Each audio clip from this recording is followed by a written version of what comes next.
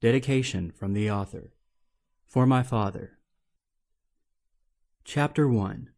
The sound of the three-volley salute in his dream woke Sanch Murray. He shivered in the morning chill and looked up from where he lay on the bench seat of Buck's 78 El Camino, through the condensation on the windshield, at the sun that struggled to shine through the branches of the pecan tree, which the car rested in its shadow. He thought today would be the day that he confronted his father about his decision not to join the Navy. But now, lying across the car seat, he decided to wait a bit longer. The last time he had seen his parents was about 2 months ago on the day of Buck's funeral. He was sitting on the couch of his parents' living room between the two distant cousins that he hadn't seen since they were kids. He listened to the people in the living room talk about how good the cocktail wieners were, or watched them as they picked out with toothpicks the sweet and sour meatballs from the crock pot. Every once in a while, someone would say what a shame it was that Buck had died like that. The people making small talk on a day of mourning sickened him. He didn't want to sit there any longer. Not with these people. He stared at the wood paneling walls and wondered how long he had to stay before it wasn't rude to leave. His grandfather, at 76 years old, sitting across from him in a recliner, opened his eyes after a 5-minute blink and said, "What about you, Brian? You decide what to do yet? What are you, 20 now?" His family refused to call him Sanch. "I am," Sanch said. He knew where this conversation was going and did not want to entertain it. "I was an Anzio at your age," his grandfather said. "Yes, I know." "Well then, what the hell are you waiting on? Can we not do this right now?" "Now is a damn good time to do it. We just buried your brother, and you don't have any intention to follow in his footsteps, do you?" Sanch didn't mean to laugh. "Not any time soon," he said. "God damn it, boy. You know exactly what I meant." "I know. I'm going for a walk." "Yep, just walk away." "I love you, Grandpa," Sanch said, and patted his grandfather on the shoulder as he walked by. His grandfather waved a hand like he was trying to swat a fly. Sanch walked a few houses down to see Jake Higdon, who lived in his parents' backyard in a rusted 68 Westphalia. Jake sat out in front of his van in a lawn chair smoking a joint. "Hey, man," Jake said. "Was thinking of coming down there, but I figured it was mostly family." "It's cool. Do you have any beer?" "No. Want to go get some?" "Yes." "I've been thinking of going to Costa Rica," Jake said. He passed Sanch the joint. "I heard they've got great surf almost every day." "Yeah? I heard you can camp there for like $1.50 a night. And food is cheap. Heard for like $1,000 you could stay for a month." "I've got $1,000, Sanch said. "Bullshit." "I do." "From working at the car wash?" "Not just from that." Jake laughed. He knew Sanch sold pot too. Not much, just enough to smoke for free and make a little extra cash. "All we need is a birth certificate and an ID, and we can get in. Don't even need a passport." "I've never flown in a plane." "Me either." That night they had tickets, and in a week were on a plane. Sanch stepped from the El Camino and through the window of the house saw his father drinking coffee and reading the paper at the same round Formica dining table they had since Sanch was a child. Sanch walked on. He passed by Jake's house and saw the Westphalia sitting there and thought about Jake and about their recent trip to Costa Rica. He was sad it had come to an end. He was afraid, as with all memories, it would fade. And he would only be left with a story he had to create, not how it actually happened.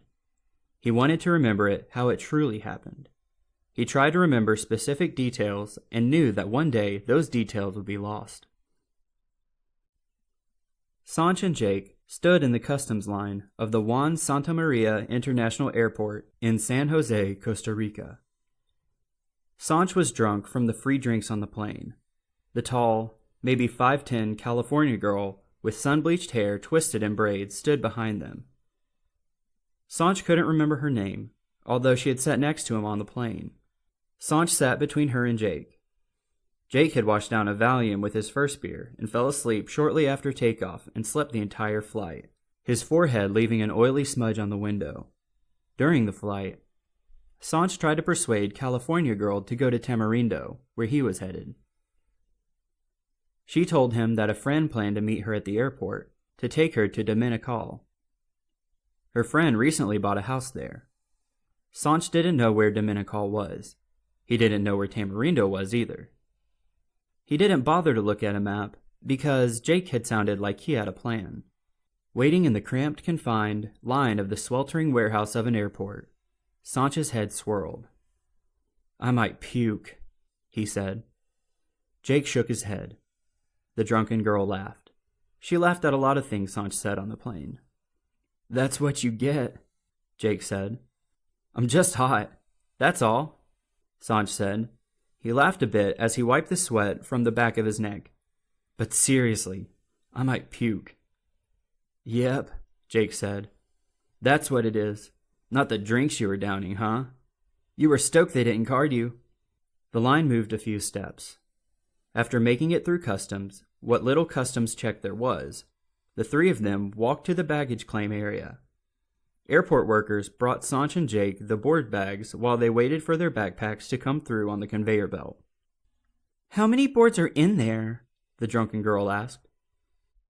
"I brought 4. My sponsor's messing with some different shapes and needed some feedback," Jake said. "Told me sell the ones I don't like. They say on them, custom for Boog, don't they, Sanch?" Jake said this while running his fingers of his right hand through his hair. Sanch bit his tongue, but nodded. "Who's Boog?" "Me." "Why does he call you Boog?" "Yeah, Jake, why Boog?" Sanch asked. "Short for Boogaloo. He says it looks like I'm dancing on the waves." "Is that right?" Sanch said. "Don't be a dick." "So, are you a professional or something?" she asked. "Are you?" Sanch asked. The girl looked confusingly at Sanch. "You guys do know each other, right?" "He's just being an asshole. I used to be a professional. Now I mostly do photo shoots and whatnot." "Really?" she asked. "So you're more like a model then," Sanch said. "Will you shut up?" Jake said. Sanch laughed. The next 20 minutes, Jake talked about surfing and listened very little when she said why she was visiting Costa Rica. Sanch sat on the floor with his head in his hands. Their bags circled around the conveyor a few times before Jake flicked Sanch in the ear. "Here they come," Jake said. "Grab them." Sanch looked up through blurry eyes and held his ear. He tried to punch Jake in the dick, but missed and hit him in the hip. Jake laughed. "Almost got me," he said. People rushed up to the new arrivals, yelling "taxi" and grabbing luggage without waiting for a reply. New arrivals followed their luggage like lost otherworldly simians. Sanch pulled both his and Jake's bags off the belt. And the girl pointed her 2 bags out as well, and Sanch grabbed them and placed them on the floor in front of her.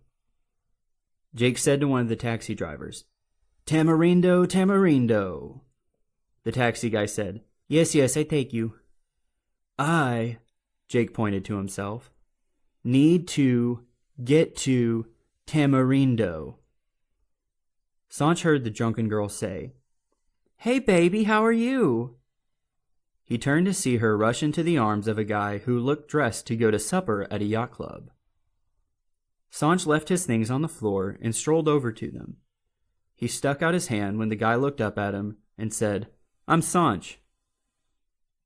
"Oh, honey, this is Sanch. I sat next to him on the plane. I told him all about you." "Hey, I'm..." The guy told Sanch's name, but Sanch forgot it as soon as it was said. "I was telling him." Sanch cut her off. "Your friend from Dominical?" Sanch asked. She ignored him. "Your friend from Dominical?" Sanch said louder. "Yes," she said. stopping what she was telling her friend. "Well, I'm not from there, but my parents have a house there," the guy said. "Your first time in Costa Rica?" Sanch nodded. "Are you two drunk?" "We might have had a few cocktails," she said. "More than a few," Sanch said. "We should get moving," her friend said. "My parents are expecting us for dinner." "It was so nice meeting you, Sanch," she said. "You are going to love Costa Rica." Sanch reached for a hug, but she stuck her hand out for a shake. He shook it and tried to pull her closer for a kiss on the cheek, but she pulled away from that too. He watched them walk off hand in hand, and then he stumbled back to where he thought he left his things. Jake came running from outside and stopped at the threshold of the door. A sign that said "Salida" hung overhead. "Hurry up!" Jake shouted. "They're out there with our boards!" A storm had just passed, and it looked as if another were on its way. Steam rose up from wet asphalt. People rushed around the cars, stacking up suitcases on roof racks and holding them down with bungee cords or rope. Tourists stood watching as the local men and boys worked. Kids stood off to the side in a circle, waiting to be called for help and the possibility of a small tip. Sanch looked across the lot and saw the girl from the airplane walking to an SUV.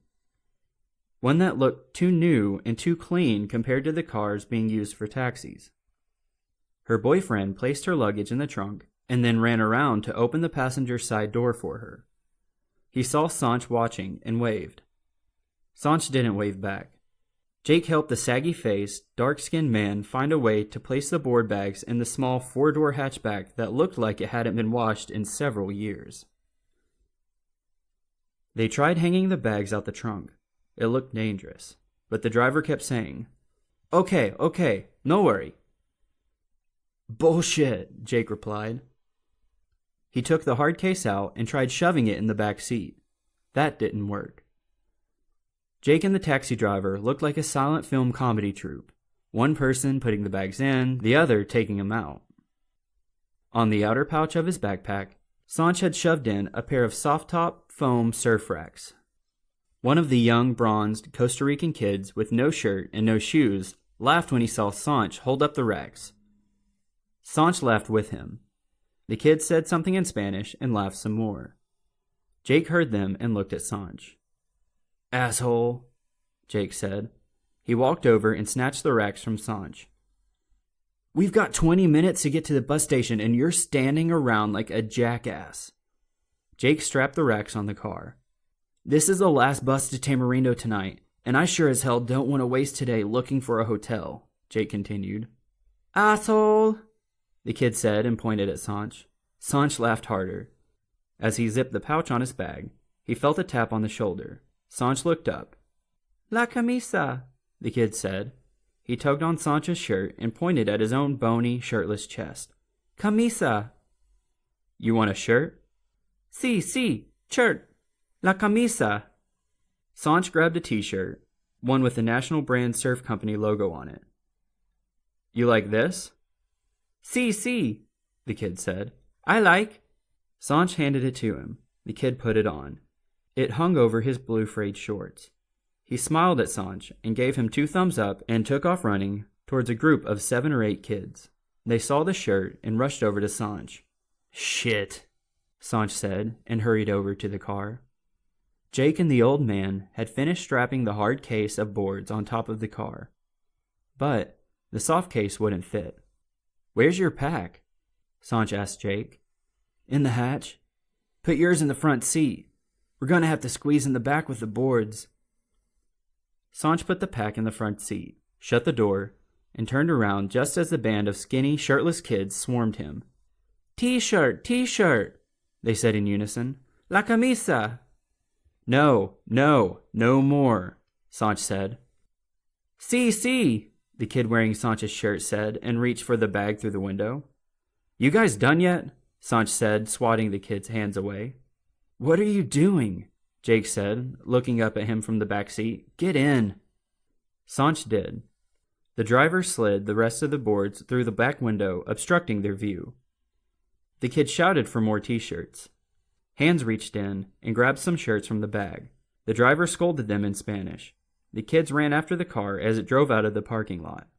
Sanch managed to stick a hand out the window to wave. The kids waved back. "What the hell did those kids want?" Jake asked. Sanch told him. Jake shook his head. "You're seriously retarded, aren't you?" Jake asked the driver how much longer it would be, but the old snaggle-toothed man nodded his head and replied, Sí, idiota. Sanch lifted his head a little to see the rearview mirror. The driver's glassed-over eyes looked back at him in a squint from smiling crow's feet stretching to his gray-thinned hairline. Leaving the airport, they entered light traffic. What little could be seen over the boards didn't look like a third-world country. Mist-blanketed green hills surrounded a city sat in the Valle Central, as it was known, but the two travelers looking out the window had not the slightest idea of the name. San Jose and its surrounding suburbs contributed to about 40% of the country's entire population. The bus ride they would soon be on would take them through poor and sparsely populated villages. The travel book that Jake had quickly perused at the Atlanta airport said a 4-hour drive to Tamarindo. That was if they drove on the paved roads and took the route that would take them to the Punta Arenas, where they would take a ferry across the Gulf of Nicoya to the Peninsula de Nicoya, which had very few paved roads and took a good bit of navigational skill, eventually reaching Tamarindo and the Pacific Ocean. That was the quickest and most efficient way of getting there, if they had rented a car. But riding public transportation meant doubling or tripling the travel time. Jake hadn't read long enough to learn that little tidbit. They made their way into downtown San Jose among sounds of vehicles with no mufflers and the smell of exhaust inundating the two passengers. Sanch peeked over the bags and saw a metropolis. "Not the way I expected Costa Rica to look," he said. The cab screeched to a stop and then continued only to stop again. The cab driver shouted and waved his hands at kids whizzing by on mopeds within inches of the cars. Horns honked. The painted lanes on the streets had worn off years ago. "We won't make it," Jake said.